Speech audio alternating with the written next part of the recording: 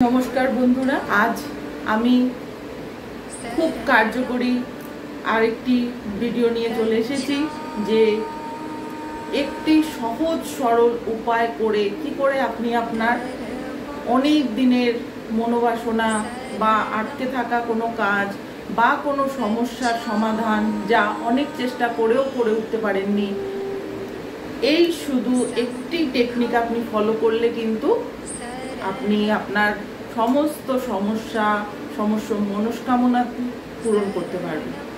27শে বৈশাখ 11ই মে রবিবার পূর্ণিমা তিথি শুরু হচ্ছে এবং 28শে বৈশাখ 12ই মে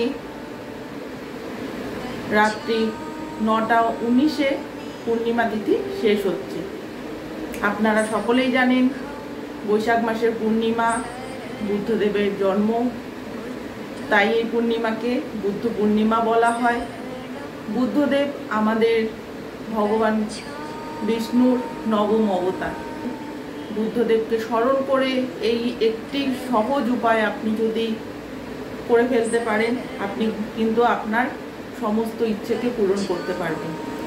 এবার আসা যায় কি সেই উপায়টি। পূর্ণিমা তিথি যখন থাকবে মানে রবিবার রাত্রি 7:17 তো লাগছে আর সোমবার রাত্রি 9:19 পর্যন্ত রয়েছে পূর্ণিমা তিথি। এই কৌশলটি আপনারা সোমবার দিন করবেন। আপনাদেরকে করতে হবে সোমবার দিন সকালে ঘুম থেকে উঠে স্নান সেরে পরিষ্কার শুদ্ধ বস্ত্র পরিধান করে আপনারা চলে আসবেন আপনাদের পূজস্থানে এবং পূজস্থানে এসে ভগবান বুদ্ধদেবের একটি ছবি অথবা একটি মূর্তি যেটা আপনার কাছে রয়েছে আপনি সেই ছবি বা মূর্তিকে একটি আসনে স্থাপন করুন। সেখানে আপনি আপনার পছন্দ মতন ফুল দিয়ে সাজান, তাকে চাইলে মালা অর্পণ করতে পারেন, ফল মিষ্টান্ন দিয়ে ভোগ দিতে পারেন আর সেটা আপনার সম্পূর্ণ খুশিতে আপনি তাকে অর্পণ করবেন। আপনার যেইভাবে তাকে ডাকতে ইচ্ছে করবে আপনি কিন্তু সেইভাবেই তাকে ডাকবেন। আর হ্যাঁ, তার ছবি বা মূর্তির সামনে অবশ্যই কিন্তু একটি ঘিয়ের প্রদীপ প্রজ্বলন করবেন, কারণ ঘিয়ের প্রদীপকে আমরা সকলেই খুব মান্যতা দিই, কারণ ঘি হলো খুবই শুদ্ধ এবং এই ঘিয়ের প্রদীপ প্রজ্বলন করলে আমরা যেমন নিজেদের মধ্যে একটি শুদ্ধতাকে ফিল করতে পারি, ঠিক সেই রকমভাবেই কিন্তু যার সামনে আমরা প্রজ্বলন করছি তার কাছেও এই পরিবেশটা তখন খুব শুদ্ধতা প্রদান করে। ঘিয়ের প্রদীপ প্রজ্বলন করবার পর আপনি পূজা স্থানে আসনের ওপর বসে একটি ছোট মন্ত্র উচ্চারণ করবেন। মন্ত্রটি হলো বুদ্ধং শরণং গচ্ছামি ধম্মং শরণং গচ্ছামি ধম্মং শরণং গচ্ছামি। এরকম ভাবে আপনি মন্ত্রটি 2 থেকে 3 বার উচ্চারণ করুন। 3 বার করাটাই শ্রেয়। তারপর আপনি চোখ বন্ধ করুন এবং আপনি ভগবান বুদ্ধদেবকে আহ্বান জানান যে তিনি যেন আপনার হৃদয়ে এসে বিরাজ করেন এবং তখন আপনি কল্পনা করুন এবং ভিজুয়ালাইজেশন করুন যে তিনি এসে আপনার সামনে দাঁড়িয়েছেন। এবার আপনি তাকে স্মরণ করে যেই কারণে যেই উদ্দেশ্যে আপনি তাকে স্মরণ করেছেন, আপনি তাকে আপনার কাছে ডেকেছেন সেই মনস্কামনাটি তাকে জানান, অথবা যদি কোনো সমস্যা থাকে সেই সমস্যাটিও আপনি তখন তাকে জানাতে পারেন। আপনার মনস্কামনা জানানোর পর আপনি এটা ভিজুয়ালাইজেশন করার চেষ্টা করুন যে ভগবান বুদ্ধদেব আপনার সমস্ত মনস্কামনা পূরণ করে দিয়েছেন, মানে যেই মনস্কামনা আপনি চাইছিলেন পূরণ হোক সেই মনস্কামনাটা কিন্তু পূরণ হয়ে গেছে ভগবান বুদ্ধদেবের কৃপায়। এবার আপনার যদি মনে হচ্ছে যে আপনি ভিজুয়ালাইজেশন করতে পারছেন না, আপনার কল্পনায় ভিজুয়ালাইজেশনে সেই ছবিটি আপনি দেখতে পাচ্ছেন না, তাহলে আপনি শুধু তার কাছে আপনার মনস্কামনাটি জানিয়ে যান। এটা মনে মনে আপনি তাকে স্মরণ করে, যেমন আমরা মন্ত্র উচ্চারণ করতে থাকি সেরকম ভাবে আপনি আপনার মনস্কামনাটি ভগবান বুদ্ধের উদ্দেশ্যে বলতে থাকুন।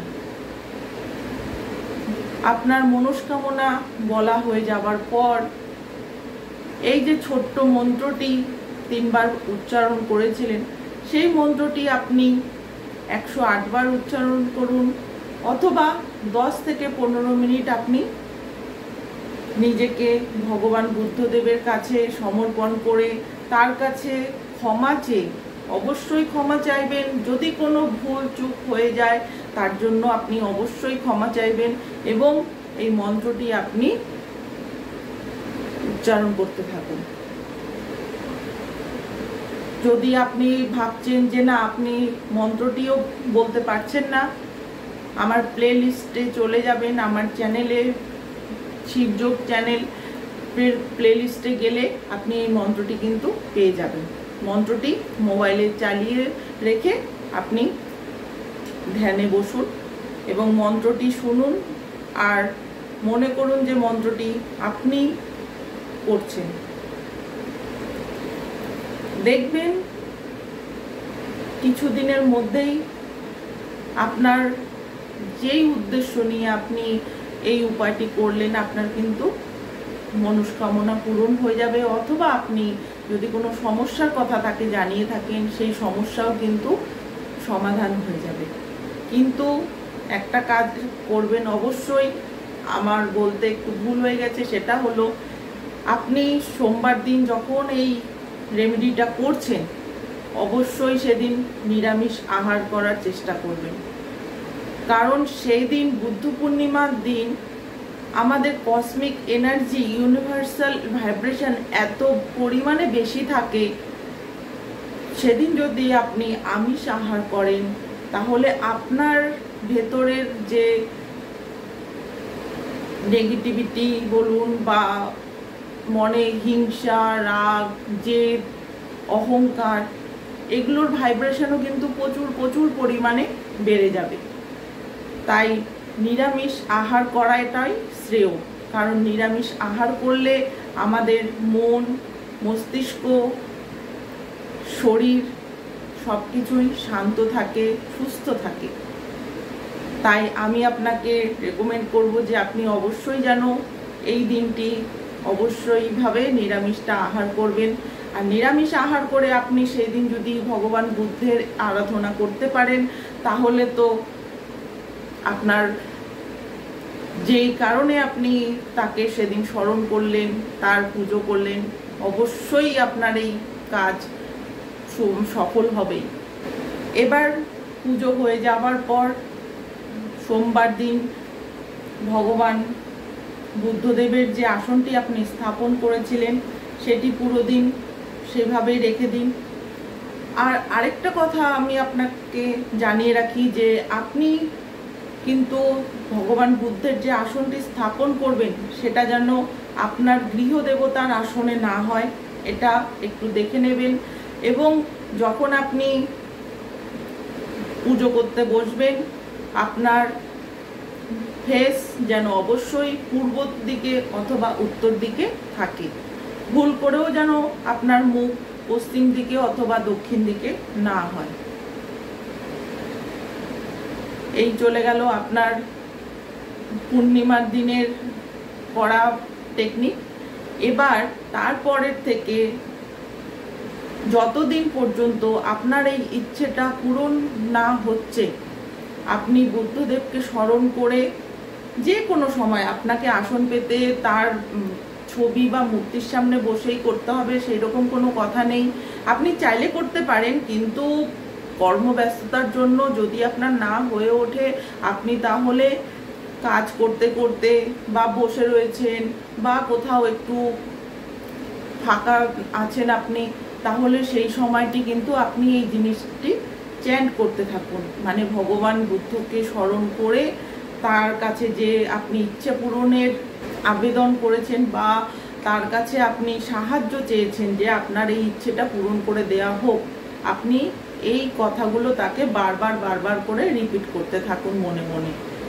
দেখবেন কিছুদিনের মধ্যেই আপনার কিন্তু ইচ্ছে অবশ্যই পূর্ণ হবে। আর ইচ্ছে পূরণ হবার পর বা এই রেমেডিটা করতে করতে যদি আপনার কিছু জানবার থাকে, কিছু আমার থেকে আপনি আরও সাহায্য চান বা কিছু আমাকে জানাতে চান, বা আপনার এই কৌশলটি করার কতদিন পর আপনার ইচ্ছেটা পূরণ হলো, এগুলো কিন্তু আমাকে কমেন্ট বক্সে অবশ্যই জানাবেন। আপনাদের কমেন্ট আমাকে কিন্তু অনেক অনেক বেশি করে উৎসাহিত করবে। আপনাদের কোনো অজানাকে জানানো, এই সমস্ত বিষয়গুলো আপনাদের সাথে শেয়ার করা, ইনফরমেশনগুলো আপনাদের সাথে ভাগ করে নেওয়া, এই কাজগুলো করতে কিন্তু আমাকে আরও বেশি করে উৎসাহিত করবে। আপনি যদি আমার চ্যানেলে নতুন হন, অবশ্যই চ্যানেলটিকে সাবস্ক্রাইব করবেন, কমেন্ট করবেন, এবং আপনারা বুদ্ধদেবের উদ্দেশ্যে আগে কোনো রেমেডি করেছেন কিনা, কোনো টেকনিক উপায় করেছেন কিনা, সেটাও আমাকে কমেন্টে জানাবেন। আর আপনি এই উপায় যে করছেন বা আপনার পরিবারের অন্য কাউকে জানাচ্ছেন বা আপনার দূরে কোনো রিলেটিভকে আপনি জানাতে চান, তাহলে তাদের কাছে অবশ্যই আমার চ্যানেলটিকে শেয়ার করবেন।